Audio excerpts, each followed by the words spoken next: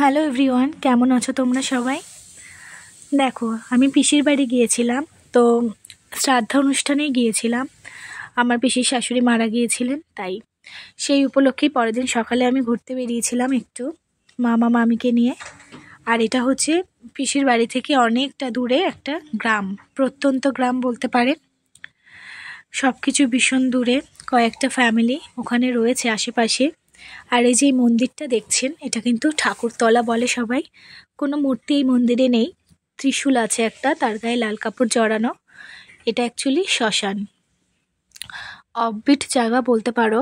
মানে রাত্রিবেলায় কত জায়গাটা ইমাজিন করলে আপনার রীতিমতো ভয় লাগবে। যাই হোক, আমি মনে করি প্রতিটা মানুষের না একবার করে গ্রামে ঘুরে আসা উচিত, প্রত্যন্ত গ্রামে। তাহলে বোঝা যায় জীবনটা কত কঠিন, বা আসলে জীবনের মানেটা কী। আমাদের কলকাতার ছেলেমেয়েরা কোনো কিছু বোঝেই না, আর ওখানকার ছেলেমেয়েরা কত দূরে গিয়ে পড়তে যায়। সেটা আমিও কিন্তু গ্রামেরই মেয়ে, আমার গ্রাম গর্বে দাও, ওখানকার ছেলেমেয়েরাও তাই। কিন্তু প্রত্যেকে নিয়ম করে পড়াশোনা করে, পড়তে বসে।